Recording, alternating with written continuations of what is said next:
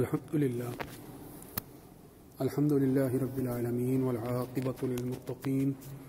والصلاة والسلام على نبيه الكريم أما بعد فأعوذ بالله من الشيطان الرجيم بسم الله الرحمن الرحيم قل يا أهل الكتاب لا تغلوا في دينكم غير الحق ولا تتبعوا أهواء قوم قد ضلوا من قبل وأضلوا كثيرا وضلوا عن سواء السبيل وقال الله تبارك وتعالى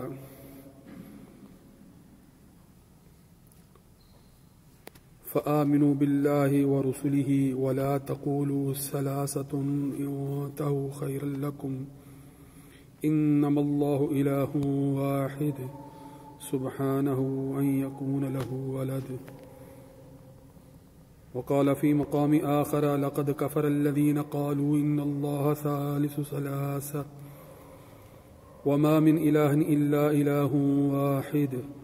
وإن لم ينتهوا عما يقولون ليمسن الذين كفروا منهم عذاب أليم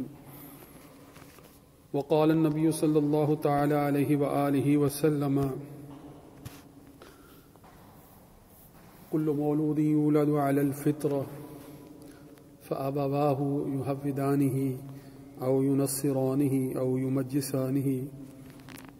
وقال الله تبارك وتعالى إن الله وملائكته يصلون على النبي يا أيها الذين آمنوا صلوا عليه وسلموا تسليما اللهم صل على سيدنا ومولانا محمد وعلى آل وأصحاب سيدنا ومولانا محمد وبارك وسلم علیہ. سامعین محترم، گزشتہ جمعۃ المبارک کو میں نے آپ کے سامنے پولوس یعنی جس کا اصل نام ابتدا میں ساؤل تھا اور اس کا تعلق جو ہے وہ روم سے تھا، اور عیسائیت اختیار کرنے کے بعد وہ عیسائیت کے بڑے اعلیٰ منصب پر فائز ہوا. سینٹ پال یا پولوس رسول کے نام سے جو ہے وہ پہچانا جانے لگا، اور اس اعتبار سے میں نے آپ کے سامنے آخری جو ایک قول یا ایک مشہور مقولہ جو کہ برنو بارٹر کا تھا وہ آپ کے سامنے آخر میں رکھا تھا، جس سے اس بات کا پتہ چلتا ہے کہ کس طرح عیسائیت در حقیقت سینٹ پال کے عقائد کا مجموعہ ہے. وہ مقولہ یہ تھا کہ مستشرق برنو بارٹر لکھتا ہے کہ روما کے بھیڑیے نے ناصرہ کی بکری کی کھال اوڑھ لی اور پولویت عیسائیت کی شکل میں نمودار ہوئی. پولویت عیسائیت کی شکل میں نمودار ہوئی. یہ بات میں نہیں کہتا کہ میں عیسائیت کے جو موجودہ عقائد ہیں ان کے پس منظر میں یہ میں نہیں کہہ رہا کہ یہ باتیں جو ہیں وہ عیسائیت کی تاریخ میں جو ہے وہ کسی طریقے سے ہم نے شامل کر دی ہیں. یہ ان کے اپنے عیسائی علماء، عیسائی مستشرق یا عیسائیت کے جو ماہرین ہیں، یہ ان کی اپنی تحریر کردہ باتیں ہیں جو ان کی اپنی کتابوں میں موجود ہیں. مثلا بات اصولی تو یہی ہے، ہم تو قرآن کی بات کرتے ہیں کہ قرآن مجید جو ہے وہ حضرت عیسیٰ علیہ السلام کو اللہ کے نبی کے طور پر بیان فرماتا ہے، اللہ کے سچے رسول اور اللہ کے پیغمبر کے طور پر ان کا ذکر کرتا ہے، اور ان پر جو نازل ہونے والی کتاب ہے انجیل اس کی صداقت کو بیان کرتا ہے. ہم حضرت عیسیٰ علیہ السلام کو جب اللہ کا نبی اور رسول مانتے ہیں تو پھر لا محالہ یہ یقین کرنا پڑتا ہے، اور حقیقت بھی یہی ہے کہ ایسا نہیں تھا کہ حضرت عیسیٰ علیہ السلام جو ہیں وہ توحید، رسالت یا آخرت ان کے علاوہ کوئی نئی دعوت لے کر آئے تھے. وہ بنیادی طور پر توحید ہی کے داعی تھے. مگر یہ ہے کہ عیسائیت کی دنیا میں جو بنیادی بڑے عقائد ہیں، جیسے عقیدہ تثلیث ہے، عقیدہ ابنیت مسیح ہے، عقیدہ کفارہ ہے، یہ جو عقائد ہیں حضرت عیسیٰ علیہ السلام ان کی دعوت دینے والے ہوں گے، یہ تصور کرنا ممکن نہیں ہے کہ اللہ کے پیغمبر ہوں اور رسول ہوں اور یہ دعوت دے رہے ہوں. اگر وہ یہ دعوت دے نہیں رہے تھے تو پھر یہ دعوت عیسائیت کی بنیادی عقائد کے اندر کیسے شامل ہو گئی؟ تو اس کی طرف اپنی کسی قیاس آرائی یا اپنے کسی تصور کو سامنے رکھنے کی بجائے انہی عیسائی عقائد رکھنے والے افراد ہی کی درج شدہ تحریروں کے اندر جو بات ہے وہ آپ کے سامنے رکھی جا رہی ہے. مثال کے طور پر یہ جو پہلا مقولہ جو پچھلی گفتگو کے آخر میں بیان کیا گیا تھا کہ جو ہے وہ روما کے بھیڑیے نے ناصرہ کی بکریوں کی کھال اوڑھ لی اور اس طرح پولویت عیسائیت کی شکل میں نمودار ہوئی. اگر آپ اس بات کی وضاحت دیتا ہوں کہ ڈیبینسن ہے، ارنسٹ ڈیبینسن، اس نے اسلام اور ٹرو کرسچینٹی کے نام سے ایک کتاب لکھی ہے. وہ کرسچینٹی یا عیسائیت جو موجودہ اس وقت رائج ہے وہ اس کو کیسے بیان کر رہا ہے، ذرا سنیے. جس عقیدہ اور نظام کا ذکر ہمیں انجیل میں ملتا ہے اس کی دعوت حضرت عیسیٰ علیہ السلام نے اپنے قول و عمل سے کبھی نہیں دی. اب یہ وہ خود لکھ رہے ہیں اپنی کتابوں میں کہ جس دعوت پر عیسائی اس وقت قائم ہیں یا جس پر عمل پیرا ہیں، اگر اس کو دیکھیں انجیل سے تو وہ انجیل سے ثابت نہیں ہوتی. وہ یہ کہہ رہا ہے کہ اس کی دعوت حضرت عیسیٰ علیہ السلام نے اپنے قول و عمل سے کبھی نہیں دی تھی. اس وقت عیسائیوں، یہودیوں اور مسلمانوں کے درمیان جو نزاع یعنی جھگڑا قائم ہے اس وقت، اس کی ذمہ داری حضرت عیسیٰ علیہ السلام کے سر نہیں ہے، حضرت مسیح علیہ السلام کے سر نہیں ہے. یعنی حضرت عیسیٰ علیہ السلام کی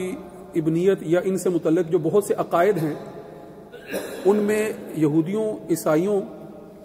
اور مسلمانوں کے درمیان جو محل نزاع پہلو ہے، جو اختلافی بات ہے، اگر اس کی تلاش اس اعتبار سے کی جائے کہ حضرت عیسیٰ علیہ السلام نے خود اس حوالے سے کچھ کہا ہے تو ایسا کچھ نہیں ملتا ہے. بلکہ یہ سب اس یہودی عیسائی بے دین پال کا کرشمہ ہے. یہودی خود لکھ رہے ہیں، یعنی وہ اصل میں یہودی تھا جو بعد میں عیسائیت کا علمبردار بنا، اور اصل نام اس کا ساؤل تھا، اور پال جو ہے وہ بعد میں نام رکھ کر سینٹ پال یا پولوس کے نام سے معروف ہوا. نیز صحف مقدسہ کی تمثیل، تجسیم کے طریقہ پر تشریح اور ان صحیفوں کو پیش گوئیوں اور مثالوں سے بھر دینے کا نتیجہ ہے. یعنی جو کتابیں، اب آپ ذرا غور کریں گے تو مزید اگر وضاحت میں جائیں گے، جب ہم عہد نامہ جدید کو دیکھتے ہیں جس کے اندر 27 کتابیں ہیں، ان 27 کتابوں میں پہلی 4 کو اناجیل اربع کہتے ہیں. متی کی انجیل، مرقس کی انجیل، لوکا کی انجیل، یوحنا کی انجیل. عیسائی ان کو مقدس مانتے ہیں. اس کے علاوہ ان 4 اناجیل اربع کے علاوہ 23 اور کتابیں ہیں. ان میں سے 14 کتابیں ایسی ہیں کہ جو اس پولوس کی تحریر کردہ کتابیں ہیں. یہ وہ خطوط ہیں جو سینٹ پال نے کبھی گرنتھیوں کے نام، جو ایک بہت بڑا قبیلہ تھا اس دور کا، کبھی کسی علاقے کے افراد کے نام، کبھی کسی کی ہدایت کے لیے، کبھی کسی کے سوالات کے جواب میں جو اس نے خطوط لکھے تھے، وہ خطوط جن باتوں کی وضاحت کر رہے تھے وہ وضاحت ایسی فلسفیانہ تعبیرات تھیں کہ جن کے نتیجے میں خالص توحید کا تصور عیسائیت کے اندر سے ختم ہو رہا تھا. آپ ذرا غور کیجئے. تو یہی بات وہ لکھ رہے ہیں کہ صحف مقدسہ کی تمثیل و تجسیم کے طریقہ پر تشریح، یعنی صحف مقدسہ میں تو توحید کی بات ہو رہی ہے، حضرت عیسیٰ علیہ السلام کے پیغمبر ہونے کی بات ہو رہی ہے، مگر وہ ان کو رب کا اوتار ثابت کر رہا ہے، وہ ان کو اللہ کا بیٹا جو ہے وہ ثابت کر رہا ہے، ان کی تجسیم یعنی اللہ کا جسمانی جو ہے وہ ثبوت ہونے کے طور پر ان کو پیش کر رہا ہے، ان کو اس طرح سے مثالوں کے ذریعے سے ثابت کرنے کی کوشش کر رہا ہے کہ وہ جو اس دنیا کے اندر ہمارے سامنے ہیں وہ وہی ہیں جو حقیقت میں الہی صفات سے جو ہے وہ متصف ہیں۔ جب وہ یہ سب کچھ کر رہا ہے تو اس کے نتیجے میں وہ لکھ رہے ہیں کہ پال نے اسٹیفن کی تقلید میں جو مذہب عیسانی کا دائی ہے، حضرت مسیح علیہ السلام کے ساتھ بہت سی بدھ رسوم کو وابستہ کر دیا۔ بدھ مت جانتے ہیں قدیم ایک مذہب ہے بدھ مت، اس کی بہت سی رسوم جو ہیں کہ جو رہبانیت کے بہت سے پہلو اس کے اندر جو ہے وہ رائج تھے، قدیم یونانی مذاہب، قدیم مصری مذاہب یا قدیم روما کی افکار جتنی بھی ہیں، ان سب کو عیسائیت کے طور پر جو ہے وہ بیان کرنا شروع کر دیا۔ اور نتیجہ کیا ہوا؟ آج انجیل میں جو متضاد کہانیاں اور واقعات ملتے ہیں اور جو حضرت مسیح علیہ السلام کو ان کے مرتبے سے فروتر شکل میں پیش کرتے ہیں، وہ سب پال کے وضع کرتا ہے۔ یہ خود جو ہے وہ مستشرقین جو عیسائی جو ہے وہ رائٹرز ہیں وہ خود لکھ رہے ہیں اپنی تاریخ، اور جو حضرت مسیح کو ان کے مرتبے سے فروتر شکل میں پیش کرتے ہیں وہ سب پال کے وضع کیے ہوئے ہیں۔ حضرت مسیح علیہ السلام نے نہیں بلکہ پال اور ان کے بعد آنے والے پادریوں نے اور راہبوں نے اس سارے عقیدہ و نظام کو مرتب کیا، جس کو مسیحی دنیا نے 18 صدیوں سے اپنے عقیدے کی اساس قرار دے رکھا ہے۔ آج 18 صدیاں گزر گئی ہیں، 18 صدیاں اس اعتبار سے کہ پولوس کے عقائد جو ہیں وہ تیسری چوتھی صدی عیسوی میں زیادہ جا کر جو ہے وہ مشہور ہوئے۔ یہ بات تو میں آپ کو پہلے ذکر کر چکا ہوں کہ پولوس جو ہے وہ اس کی پیدائش 4 عیسوی میں حضرت عیسیٰ علیہ السلام کے دور میں ہی ہوئی تھی، مگر اس کا تعلق روما سے تھا۔ حضرت عیسیٰ علیہ السلام کی زندگی میں اس کی حضرت عیسیٰ علیہ السلام سے کوئی ملاقات نہیں ہوئی تھی، لہٰذا حضرت عیسیٰ علیہ السلام کے بعد عیسائیت کو اختیار کرنے والا تھا، اور پھر عیسائیت میں بھی عیسائیت کی تعبیرات ان فلسفیانہ بنیادوں پر کر رہا تھا جو کبھی کسی دور میں قدیم مصریوں کا مذہب ہوا کرتا تھا، یا قدیم یونانیوں کا مشرکانہ مذہب ہوا کرتا تھا، یا قدیم جو ہے وہ سلطنت یا قدیم ہندی تہذیبوں کا بھی جو ہے وہ مذہب رہا، وہ مشرکانہ مذاہب۔ اب غور کرنے کی بات ہے کہ تیسری صدی عیسوی کے اختتام اور چوتھی صدی عیسوی کے ابتدائی ربع میں، یعنی 325 عیسوی، چوتھی صدی ہجری کا چوتھی صدی عیسوی کا آغاز ہے 325 عیسوی میں نیکیا ایک شہر ہے جو کہ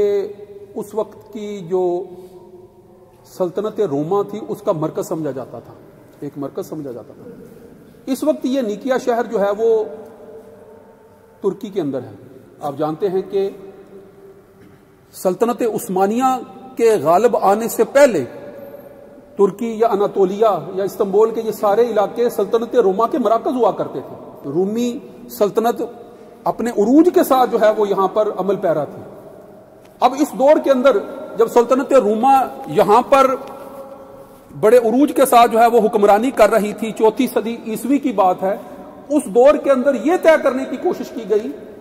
کہ عیسائیت کے بنیادی عقائد ہونے کون سے چاہیے۔ آپ ذرا غور کریں، پولوس کی وہ ساری تعلیمات جو خطوط کی شکل میں عہد نامہ قدیم کا عہد نامہ جدید کا حصہ بن رہی تھی، اناجیل اربع کے علاوہ 14 کتابیں جو اس وقت اناجیل اربع کے علاوہ عہد نامہ جدید کے اندر موجود ہیں، وہ پولوس کی تحریر کردہ ہیں، وہ اس کو رسول کا جو ہے وہ درجہ دیتے ہیں، پولوس رسول لکھتے ہیں، سینٹ پال۔ اب وہ ساری کی ساری کتابیں حضرت عیسیٰ علیہ السلام کے بعد جو ہے وہ شیوخ اور لوگوں کے سامنے جو ہے وہ ان کا جو ہے وہ اظہار کیا جا رہا ہے، اور وہ تقریباً 300 سالوں تک لوگوں کے ذہنوں میں بہت سی فلسفیانہ عقائد ہیں ان کو خلط ملط کر چکی ہیں، وہ ساری تعلیمات جو اب سینٹ پال کی طرف منسوب ہیں، اور اس وقت بھی جو ہے وہ عہد نامہ جدید کا وہ حصہ ہے۔ اگر آپ غور کریں گے تو آپ کو بات واضح ہو جائے گی کہ 325 عیسوی میں نیکیا کی جو مجلس قائم کی گئی تھی، جس میں 1000 سے زیادہ تقریباً 1000 تقریباً میرے خیال میں 10,000 کے قریب جو ہے وہ بعض روایات میں لکھا ہے کہ 10,000 کے قریب جو ہے وہ عیسائی علماء کو پوری دنیا سے جمع کر لیا گیا تھا،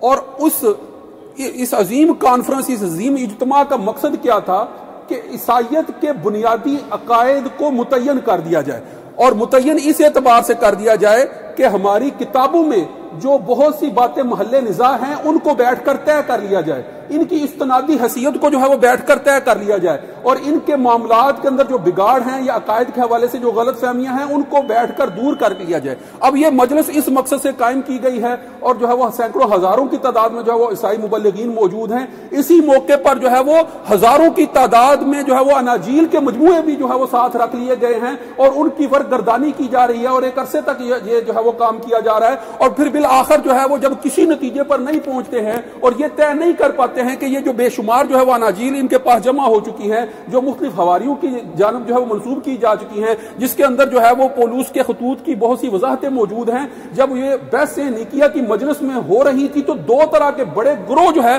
وہ آپس میں ایک دوسرے کے سامنے جو ہے وہ نبرد آزما تھے۔ ایک عیسائیت سے تعلق رکھنے والے وہ افراد تھے جو توحید خالص کو کسی نہ کسی طریقے سے جو ہے وہ ثابت کرنا چاہتے تھے، وہ توحید کے عقائد اور نظریات کو جیسے حضرت عیسیٰ علیہ السلام نے بیان کیا تھا اسی انداز میں جو ہے وہ جانتے تھے، اسی طرح سے جو ہے اس کو بیان کرنے کی کوشش کر رہے تھے۔ مگر دوسرا بڑا گروہ جو پولوس کی ہدایات پر جو ہے وہ بڑے عرصے سے عمل پیرا ہو چکا تھا، وہ تثلیث کو ثابت کرنے کی کوشش کر رہا تھا، وہ توحید کو تثلیث کے انداز میں بیان کرنے کی کوشش کر رہا تھا۔ وہ یہ کہہ رہا تھا کہ ایک خدا ہے جو تین مختلف صورتوں کے اندر جو ہے وہ دنیا کے لوگوں کے سامنے جو ہے وہ ظاہر ہوا ہے، وہ باپ، بیٹا، روح القدس کی شکل میں جو ہے وہ تین مختلف اقانیم کا مجموعہ ہے۔ یہ تین مل کر جو ہے وہ ایک ہیں، اور جو تین مل کر ایک ہیں وہ الگ الگ اپنی تینوں الگ الگ وجود بھی رکھتے ہیں۔ اب یہ ایک ایسا جو ہے وہ غیر فطری سا جو ہے وہ تصور تھا کہ جس پر قائل ہونے کے لیے عیسائی دنیا کا خود ایک بہت بڑا طبقہ جو ہے وہ ماننے کے لیے تیار نہیں تھا۔ دو تین طرح کے جو ہے وہ عیسائی فرقے اس وقت بھی ایسے موجود تھے جو اس بات پر جو ہے وہ مصر تھے کہ یہ ایسا کوئی تصور جو ہے وہ عیسائیت کی تعلیمات کے اندر موجود نہیں ہے۔ مگر بالآخر وہ لوگ جو ہے وہ شکست سے دوچار ہوئے، اور پولوس کے عقائد کی تصدیق اس مجلس میں کر دی گئی۔ ابتدائی طور پر جو ہے وہ فرقے مشہور تو ہوئے، مگر آہستہ آہستہ جو ہے وہ دم توڑ گئے۔ نتیجہ کیا نکلا؟ نتیجہ یہ نکلا کہ جدید عیسائیت